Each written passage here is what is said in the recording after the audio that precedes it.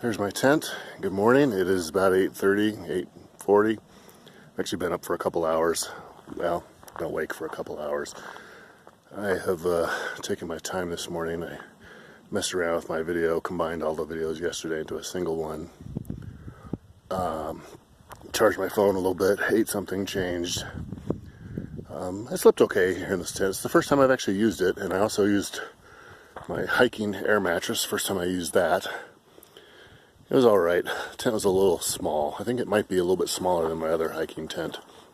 So I'm probably going to let the boys use this one. I felt a little cramped, like I couldn't. It says it's 6 feet by 5 feet, and I'm 6 foot. I felt like it was a real challenge to stretch out. I will probably leave this up just to mark that I'm here, but sleep in the car tomorrow night. Anyway, as I predicted, I woke up kind of stiff and kind of sore. I've kind of stretched, taken some ibuprofen. I'm feeling a bit better now, but I'm not feeling like I want to go have another big 10, 11, 12 mile day. Most of my plans kind of called for that, so I'm still trying to figure out exactly what I'm going to do. I think I'm going to drive around here in the park and get out and do just some little hikes here and there. And then get up and go to another spot and just kind of see more of the park without feeling like I need to tramp all over the backcountry to see it. So that's kind of my plan, and then we'll see how it goes from there.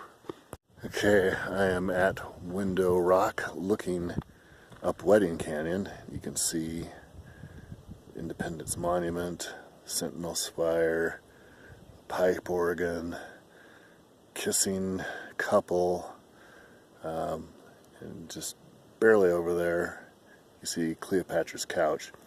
This right here is the big wall that separates Ute Canyon from Monument Canyon in the lower portions. If you look kind of closely, you can see the trail that I was on yesterday. Kind of wanders right up there near that little tree line. It goes out here to the mouth of the canyon. And then right here is Window Rock, which is an arch up here. They put a fence up so you can't walk out on top of it. Although you probably actually could. There's a little bit of fence here, but there's no fence all around the rest of this area. As you can see, you can just kind of wander all you want on the edge of the cliff for the most part, and over this way too. Not that I want to go out on top of the arch, but it's interesting. There it is right there. I saw that yesterday and it looked like just a little tiny peephole from the distance. It's a pretty decent sized arch from here.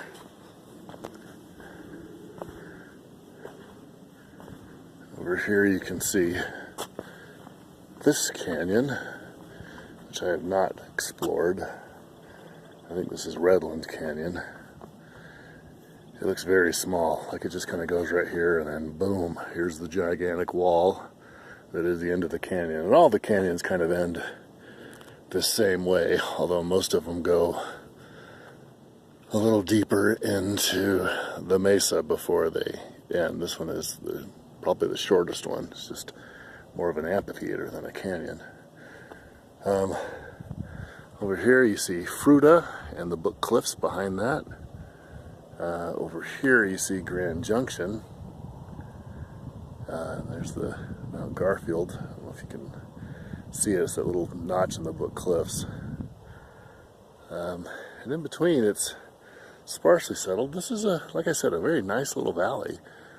Pretty green, reasonably well populated, but not too big. Big enough that you got everything you need in one place, but small enough that you never feel like you're smack dab in the middle of a big city. About perfect, just what I want.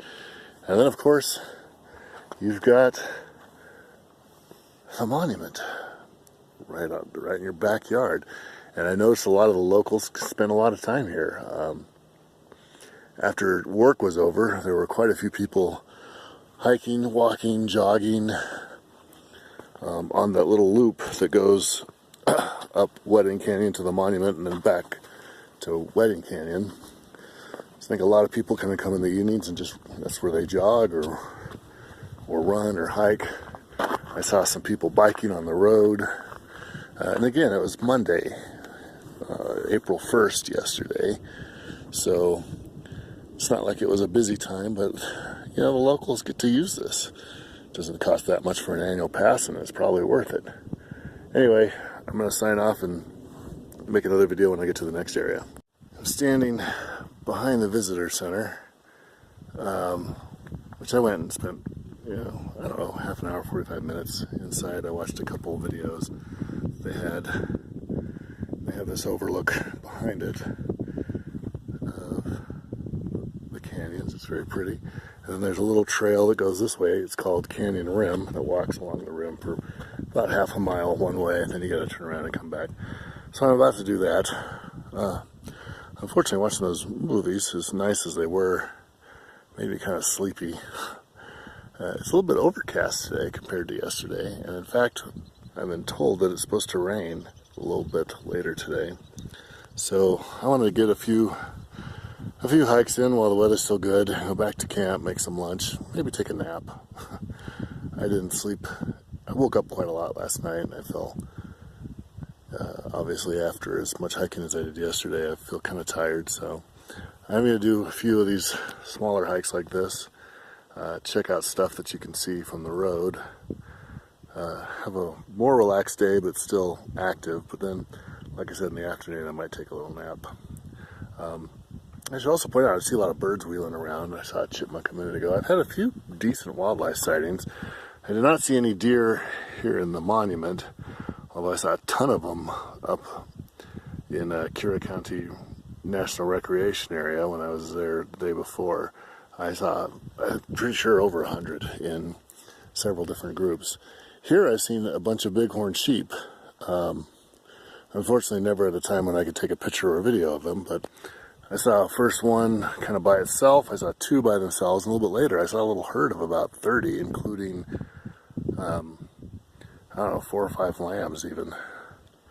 So that was kind of cool. And then otherwise I've seen some hawks. I think I've seen lots of birds wheeling around me right now. I've seen some chipmunks. I've seen lots of little lizards. So nothing super spectacular, but you know, kind of stuff that you see when you're out in the wilderness. And so get another good video of this. I'll take some more video at the end of the hike or on the hike if I see some really good views. Here's some more views of Ute Canyon from the Rim Rock Trail. I did see in the visitor center more information. I mentioned yesterday that John Otto, the original caretaker and settler in this area, did get married in this canyon, which is why it's called Ute Canyon. Actually up there at the base of the Independence Monument. It did say, however, that his wife didn't stick with him for very long. Apparently she was somebody from back east, and she kind of romanticized the natural life or whatever, but after a few weeks of it, she said, you know, I can't live with a man who thinks that even owning a cabin is an encumbrance. And she took off and never came back. So kind of a sad ending to the tale of Ute Canyon there. Although, yeah, I gotta wonder, what did she think it was gonna be like? And I also gotta wonder, you know, couldn't he have maybe helped her out a little bit and built a cabin for her at least? I don't know.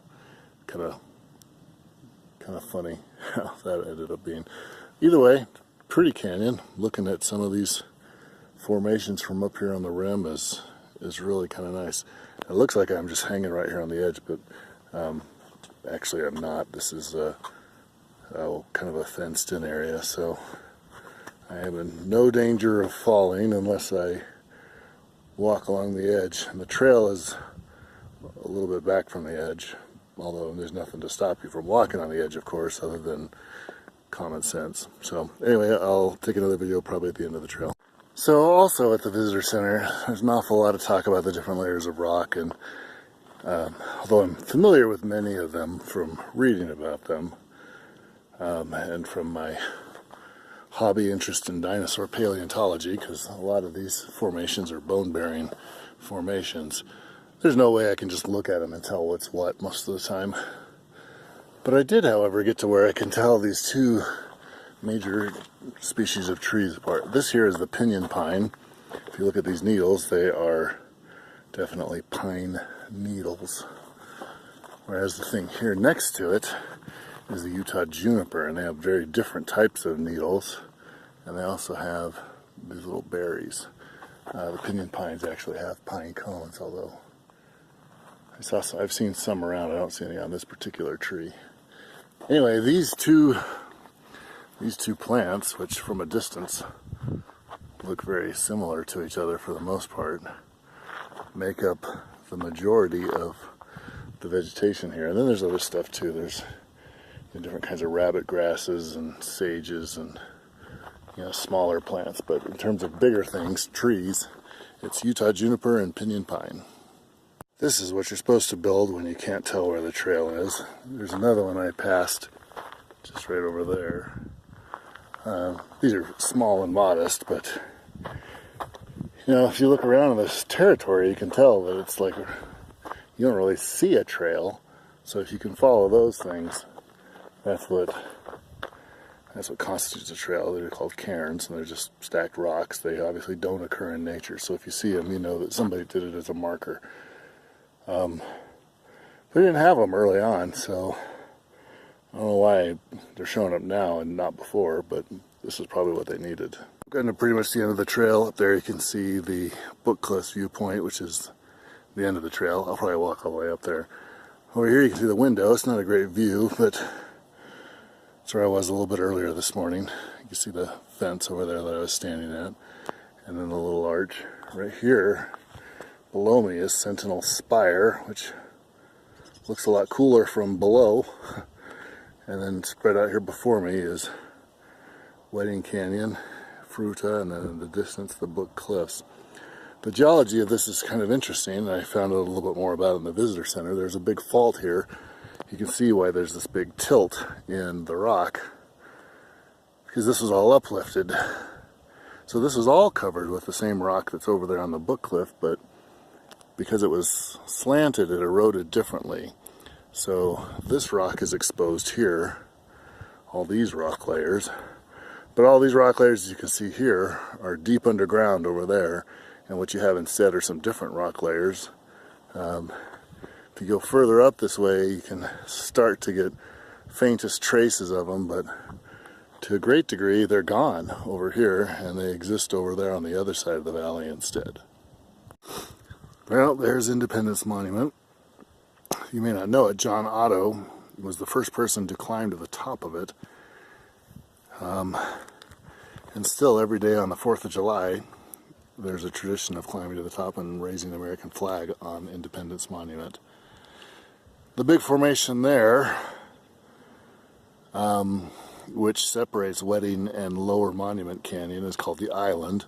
All of this was all once part of a single wall between the two canyons, and it's eroded away, leaving the island and Independence Monument, and then this kind of eroded edge over here, and the two canyons are now connected.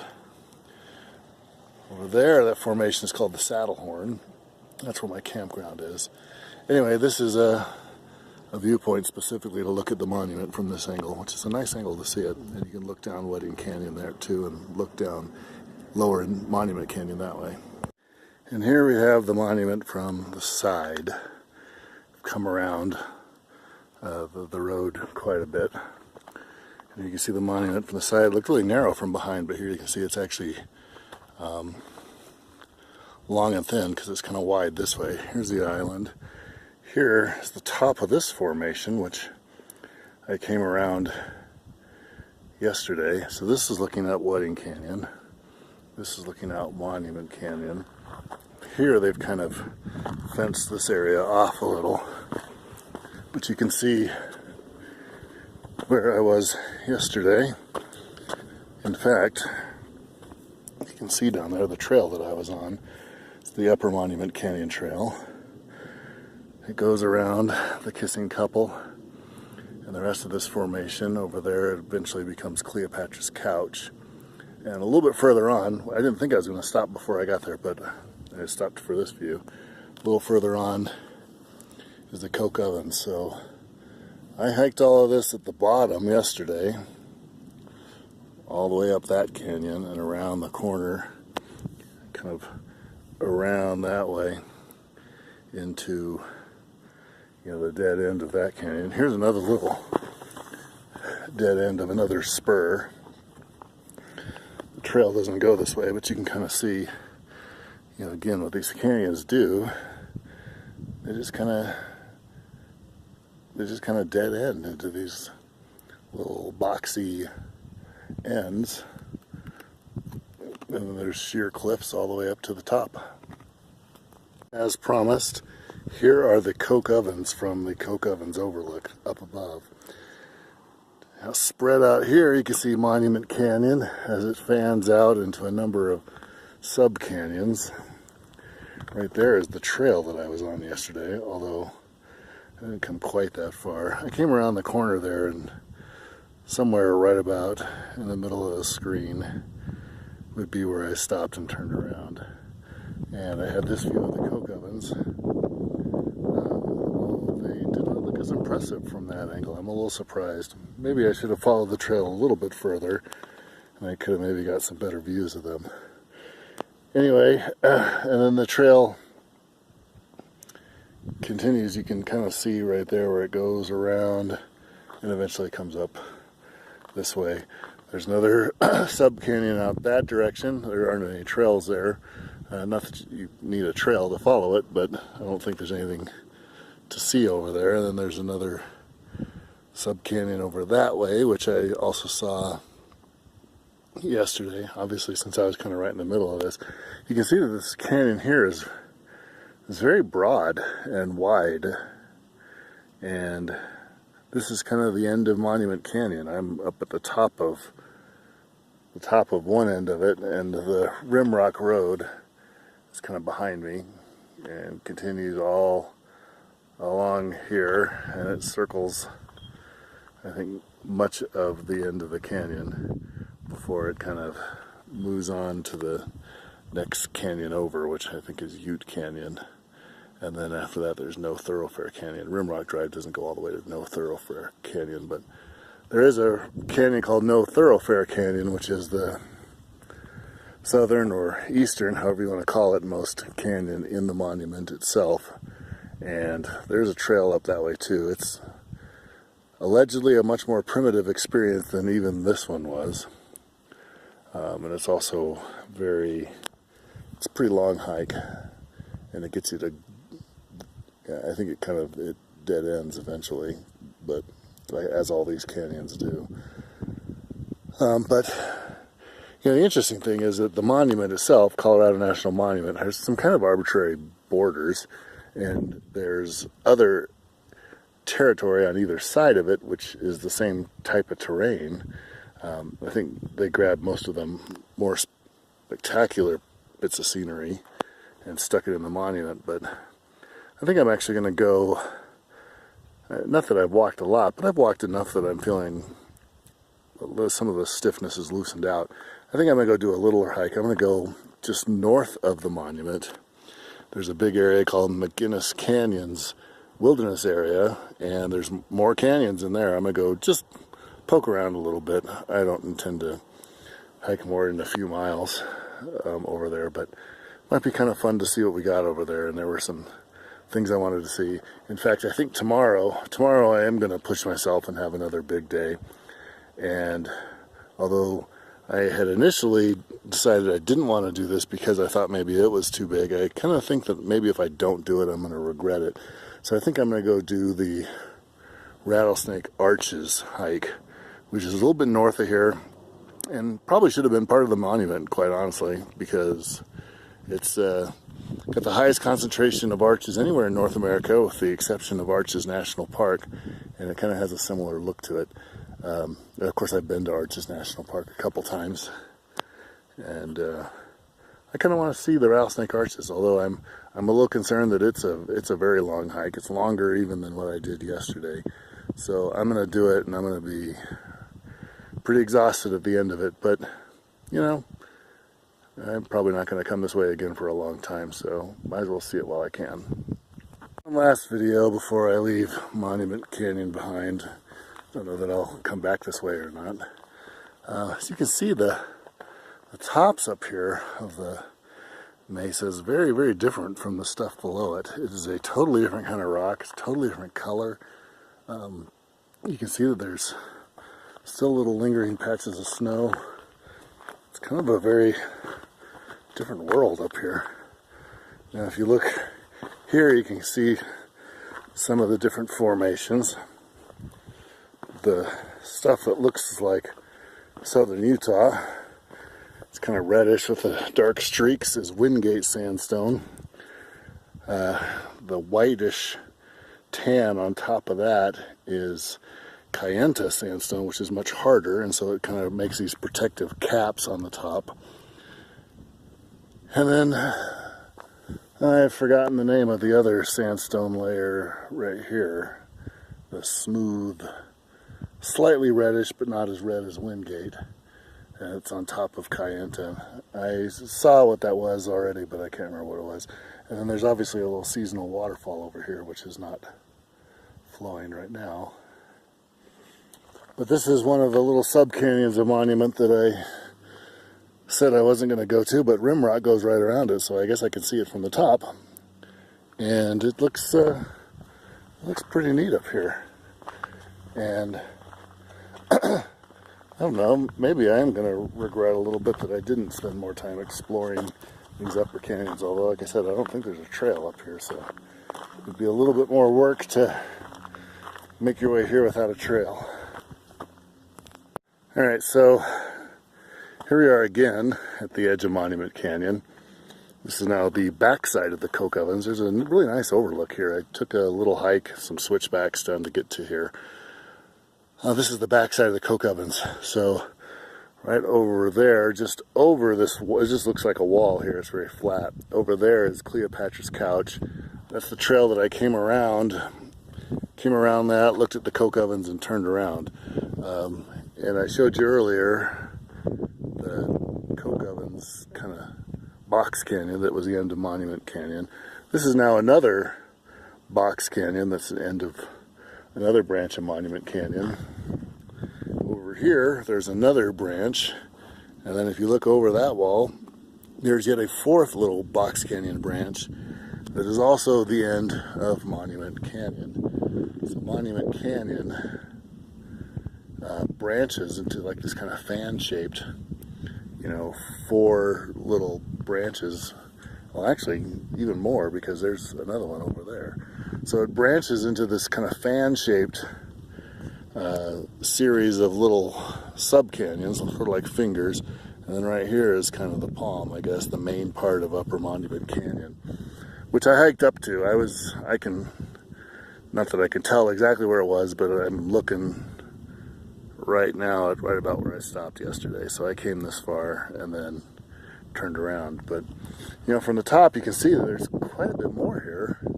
It's not that it necessarily does anything. You just kind of, you know, keep walking until you can't walk anymore. And there's no trails in any of these little branches either. The trail is over there on the other side of Coke Ovens. And I actually saw, as I was driving by, the the CCC trailhead over there. And there's a bunch of cars over there. And that's an attractive option if you have a shovel. You park your car there, you take the steep hike down into Upper Monument Canyon, right there next to the Coke Ovens. You walk alongside the Coke Ovens, and then you walk back out the way that I came. So I did most of that hike in reverse. I came all the way up to here, and the only thing I would have had left to do was the very serious climb of several hundred feet, 600-700 feet, maybe more, 800 feet, up to the trailhead here. So you can see why people prefer to start here and go down.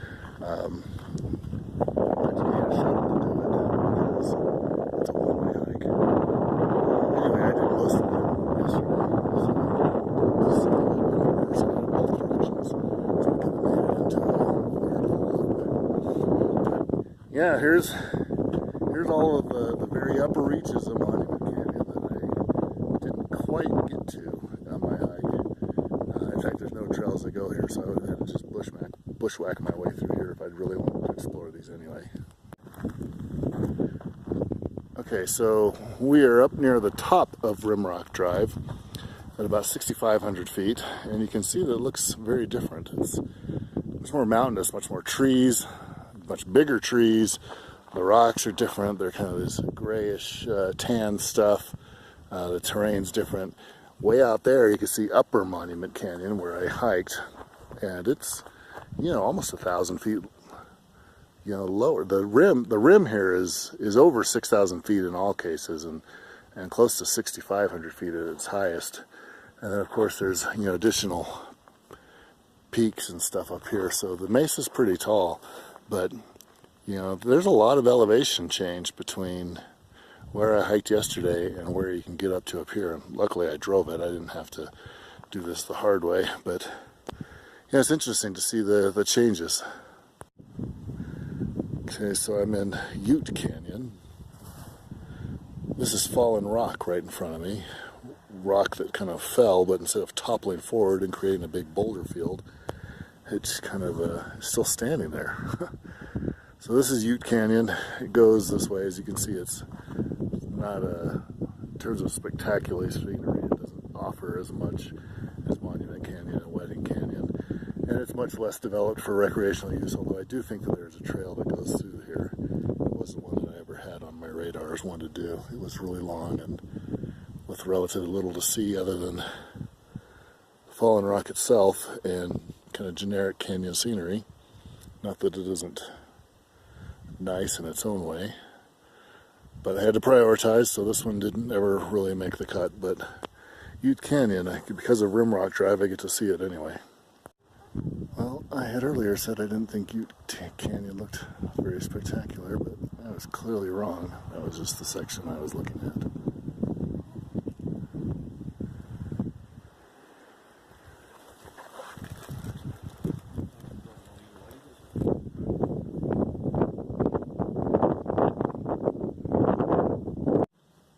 Here we have Red Canyon, a hanging canyon.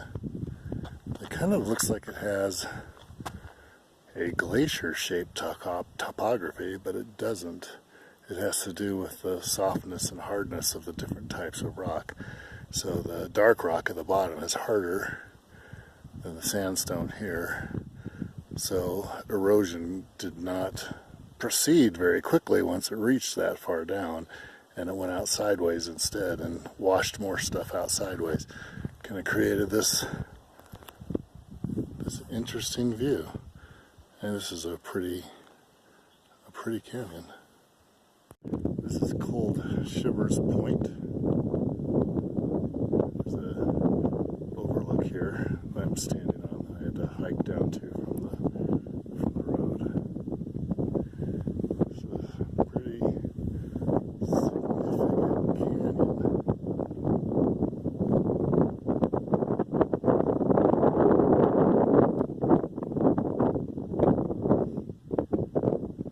Well, I've been descending towards the Grand Junction exit of the park, the other end of the park, which I haven't really spent as much time at. And as you can see, a little bit of a different look here. I mean, it's obviously, so it's the same, but it's an interesting, I've done a 360 spin.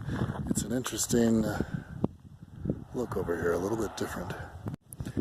Alright, I'm at the Devil's Kitchen picnic area. I'm not here for the picnic. I wanted to park at the Devil's Kitchen Trailhead, but it was full. This is several hundred yards away, maybe almost a quarter mile, so the extra. So I'm going to do another little hike.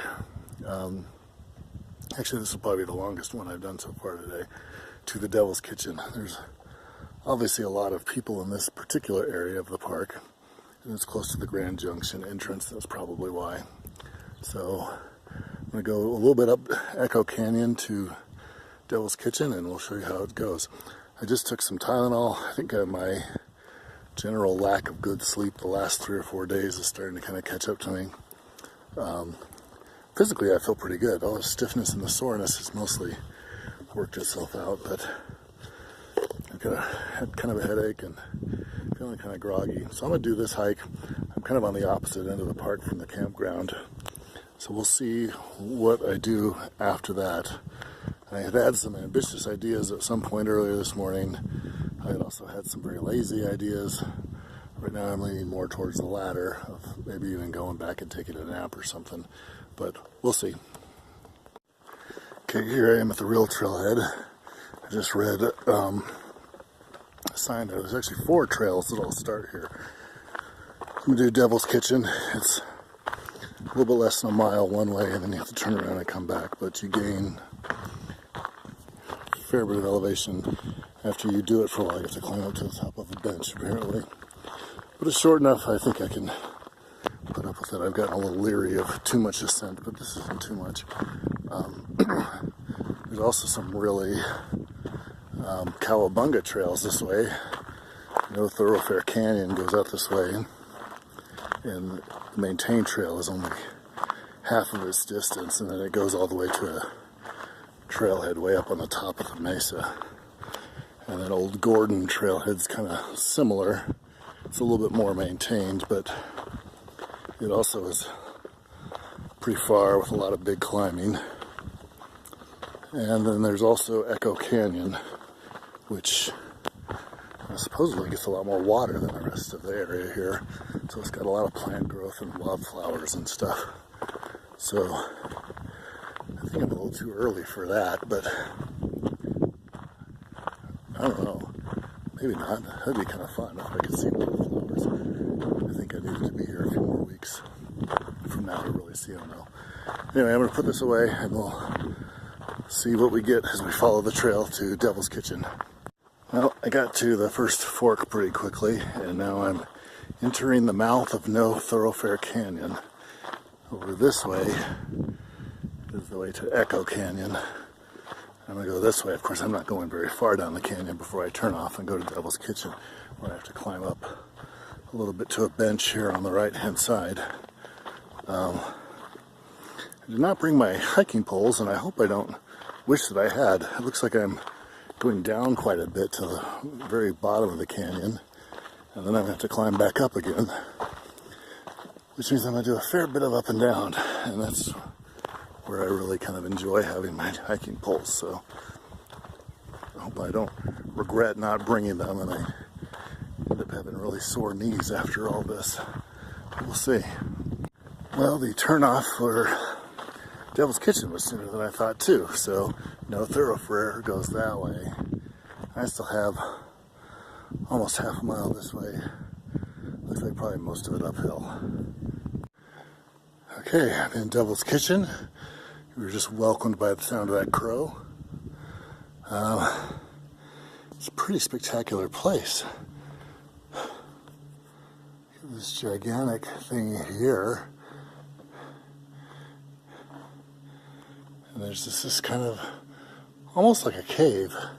Not quite, because it's not roofed over. But it's this interesting little place. There's actually, right here, there's a little peekaboo area. You can see through to the canyon on the other side. You got that Dallas rock right there. There's another one actually right behind this. I'll get another view of it later. This is where I came in. It was a little bit of a workout to get here. It obviously was a little bit under 1 mile linear distance and about 300 feet vertical distance, which doesn't seem like a lot, but I did a lot more yesterday. But this was a lot steeper and quicker, and so he gained the distance really fast, really kind of just in the last quarter mile, third of a mile or so of it. It was basically you're going up a set of very rough stairs the entire time, and in some cases they literally were stairs. So I had to stop for a little bit, catch my breath, cool down, get some water before I could do this video. But I also lucked out. I'm the only one here right now. So I have the place to myself. And it's a beautiful place. There's a lot of interesting relief here. You can see the canyon kind of does some stuff down there. I actually think before I leave, I might go explore out there on the bench a little bit. Just kind of wander around.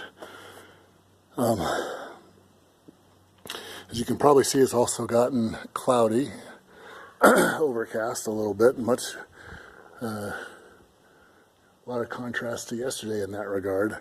And I did get a little bit of sprinkled on earlier, so I don't know if that's all the rain that they promised in the forecast or if there's maybe more to come, but it wouldn't surprise me if that's all there is. There's another little peekaboo. I'm going to look through these peekaboos a little bit, and then, like I said, I think, just explore out that way a little bit just to see what I can see. This is a very short little stub canyon, but you got to climb pretty quickly. So you gotta be prepared for a little bit of a workout there, but it's not too bad. I didn't even bring my backpack. I just brought this hip pack that I bought. It's a hunter's thing, but I carry it for a little bit of extra storage space and also to keep some stuff.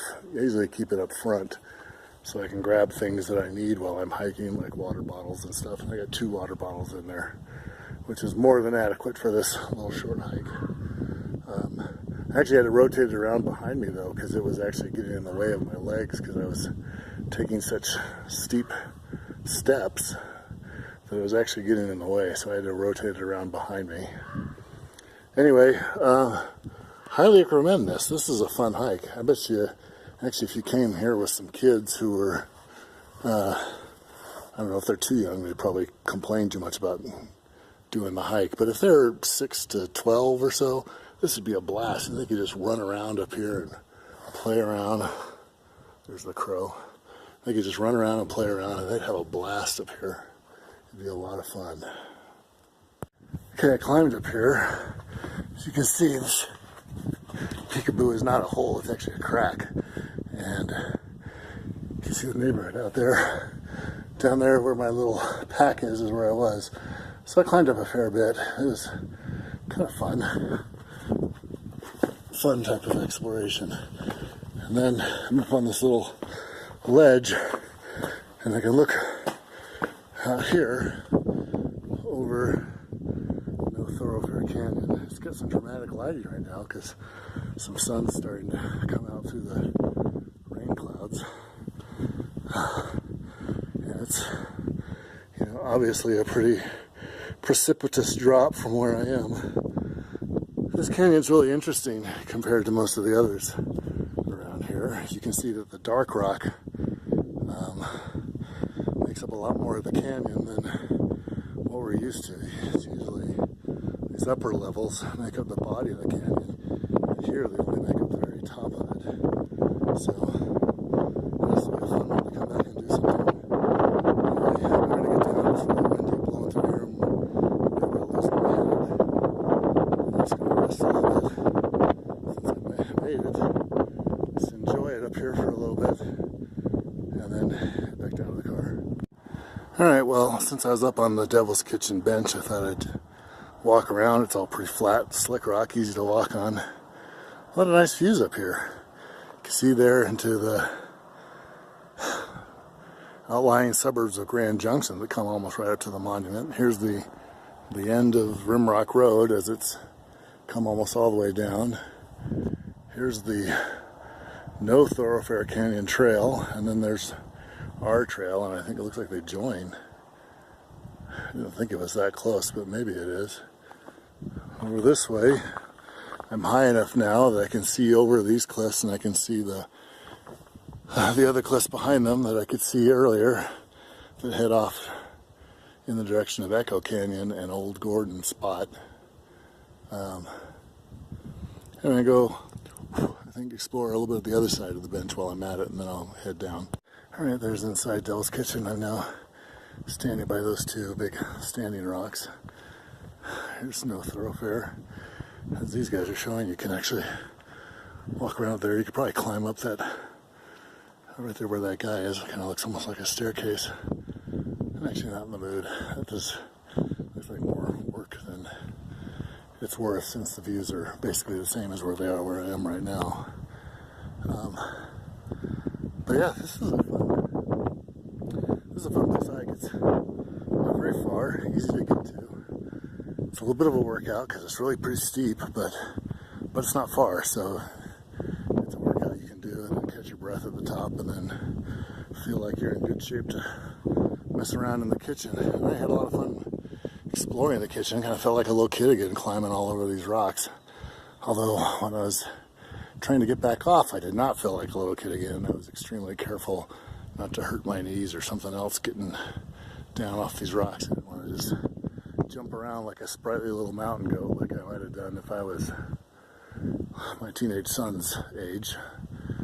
And I had the opportunity a couple times when I was about their age. We used to do a lot of road trips as a family, and we'd stop at places like this, although we never stopped here, but we'd stop at places like this, and I used to love going and scrambling around on the rocks. I thought it was tons of fun, and I had a lot of fun doing it. Oh, see, look, they did get up there, so clearly it's doable.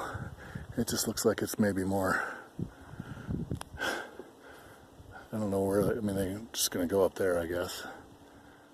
I still think the views are basically the same as they are right here anyway. It's a slightly different angle, but I've seen lots of different angles as I've done hiking here, around here.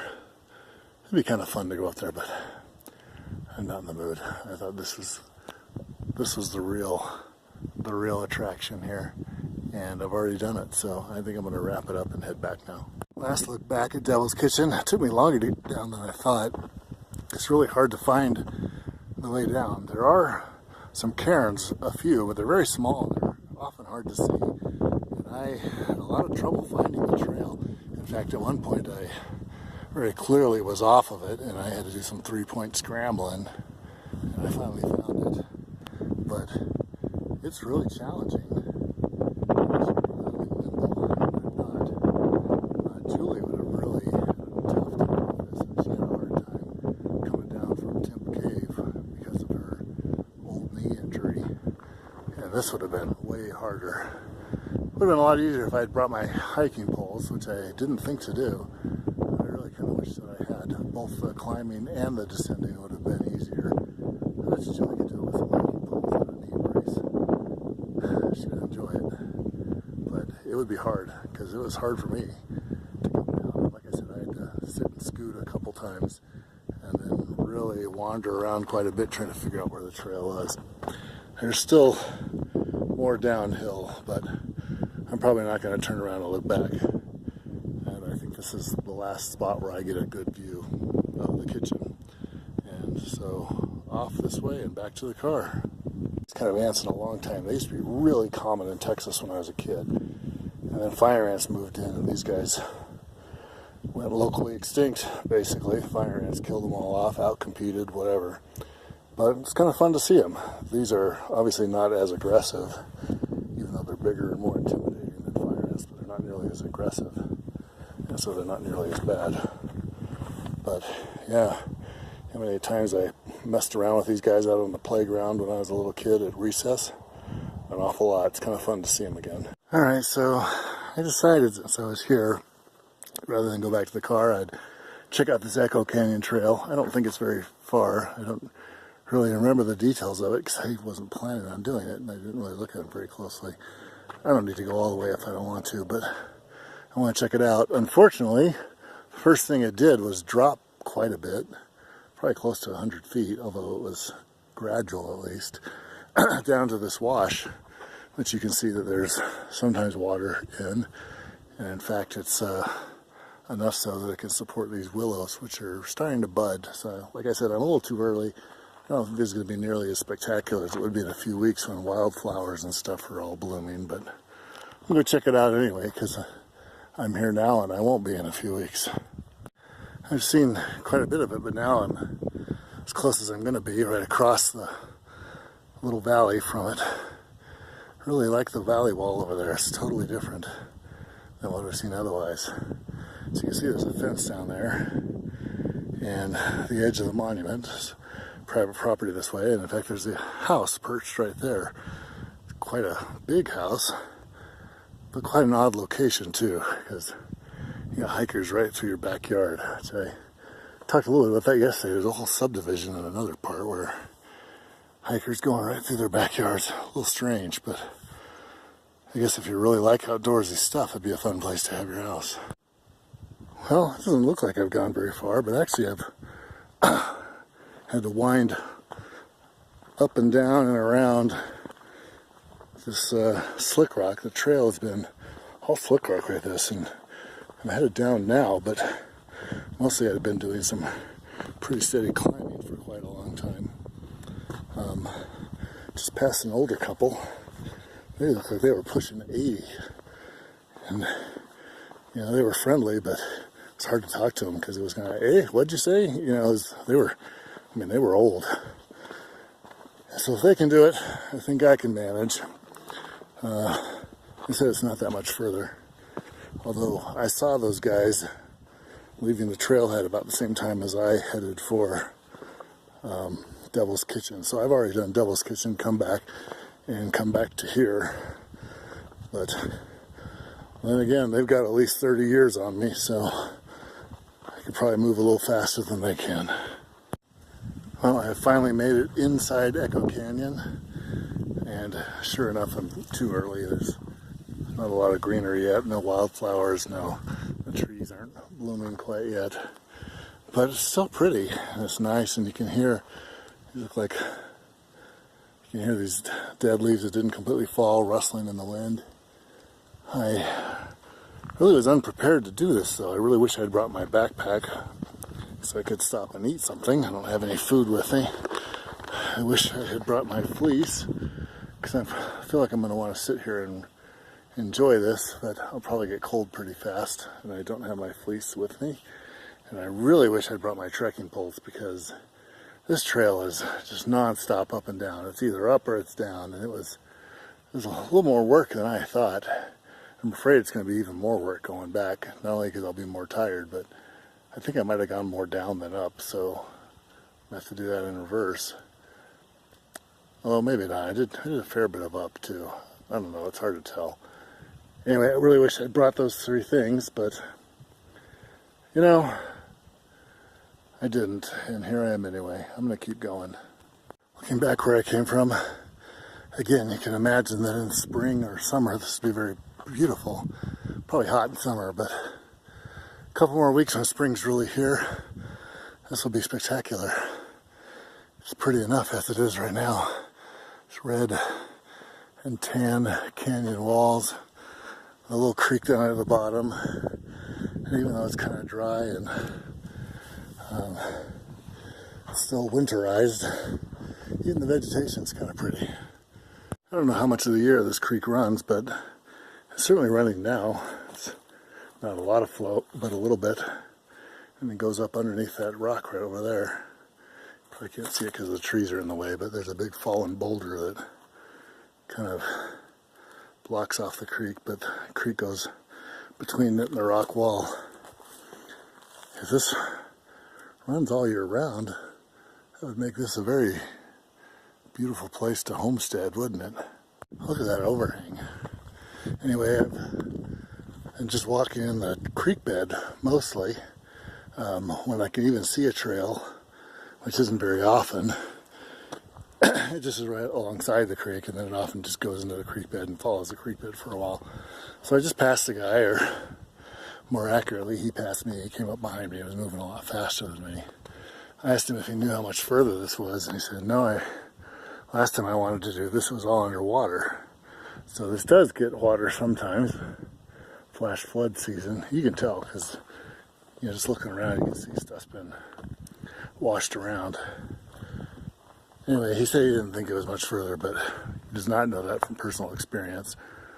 Neither do I. And I did not notice how many miles it was, and I don't have my map. I still have a whole water bottle I haven't opened yet, but I'm almost done with the other water bottle. I really should have been a little more prepared to do this, but I think I'll be fine. You know, I still got a whole water bottle, and even if it's a couple miles walking with lots and up and down, this is still not hard, but if I had considered this more of a hike instead of just a walk, I would have been a little bit more prepared for it. Oh, here he's coming back, so he must be almost at the end. Anyway, I'll get another video when I'm at the end. Well, here we are at the end of the canyon. It's a little muddy here. There's obviously a pour-off when it's running. It feeds the creek here. But it's not running right now. So I just kind of go sit there under the waterfall that isn't falling for a few minutes, and then I'll turn around and go. It's about 4 o'clock, 4:15, and because it's cloudy, it seems kind of darker than normal. I'm wearing my prescription shades. There's another thing that I would have thought about. I would have brought my other glasses with me. I didn't. They're in the car. So if it gets too dark, then these shades are not going to do me much good. I already feel like I don't need them because it's dim enough in here, what with the canyon walls and the cloudiness, that I don't need the shades. But I need them because they're a prescription, and if I don't have them, I can't really see all that well. So I do need to keep them on. So I'm not going to stay here very long because it's probably a better part of an hour for me to get back to the car. I just finished my first water bottle. I've got one whole one still, so I should be fine. But I don't want to wait too long. Like I said, I'm really not prepared. I don't have my light. I don't have my other glasses. I don't have other things if it starts getting cooler and darker. So I don't want to linger too long and have that start to become a risk. And because of the canyon walls, the sun will probably go behind them soon. And then I'll really be in the shadow. So I better get moving. I can't really stick around and enjoy this too long. And here we have it, the waterfall that isn't falling. What a spectacular area. I wish I were here when it was really more legitimately spring. And all these trees were green, the grass was green, and then paintbrushes everywhere. And I'm not going to go stand right there because I don't really want to walk through this nasty mud puddle. I could probably go around it, but you know, whatever. It's 15, 20 feet over there. I can see it just fine from here. And this canyon just totally ends in a cul-de-sac. It's a dead end. So I guess it's time to turn around. I've already done a lot of video going up the canyon, so I imagine going down I probably won't do any. I'll just walk. And I ended up walking more than I thought for a day that I was supposed to be taking it easy. I drove around and did a lot of hikes, and they were small hikes, but some of them weren't that small. Like this one and the Devil's Kitchen were, you know, big enough to qualify as actual hikes, and so were a couple others I did. It's been a nice day, actually. I don't feel, you know, the moving worked the stiffness out of my legs and the soreness that I was feeling earlier, plus the ibuprofen and the Tylenol. The headache I had earlier kind of is gone. I'm feeling pretty good right now, but I'm also feeling like I'm about ready to be done. By the time I get back to the car, it'll be 5 to 5:30. That's late enough. I might, because I'm right next to town, I might go into town, find someplace like a Taco Bell or a McDonald's, just get a little something to eat, but mostly just sit there so I can enjoy the Wi-Fi and upload yesterday's video onto YouTube. I did spend some time last night and this morning actually putting all those videos together into a single video. So I might do that, and then go back to camp, blow up my air mattress, and turn in nice and early. I don't know what I'm going to do tomorrow yet. I've enjoyed today so much that I had said earlier I kind of want to do the Rattlesnake arches, but I've had second thoughts. I've been back and forth about do I want to do that or not. Partly because I know it's a real leg burner of a hike. I think it's like 14, 15 miles, or maybe not quite that long, but it's quite a lot. And it would definitely be a major, major undertaking to do. But then again, if I don't do that, I'm not sure what else to do, because I've spent a lot of time today seeing a lot of other things that you know, smaller stuff. So, I don't know, I had some other options. I haven't decided yet which ones I'm going to do. I probably won't until tomorrow. If I decide something now, I might easily change my mind. It seems to me the way I'm doing things is I kind of think something sounds like a great idea, but then when I'm here actually getting ready to do it, and sometimes something else sounds like a better idea, and that's what I end up doing instead. And I gotta tell you, I like hiking that way. This has been a nice trip. I often make really ambitious itineraries where I walk a lot of miles deep into the backcountry, where I don't have a lot of options except to keep walking more miles because there's nothing except backcountry.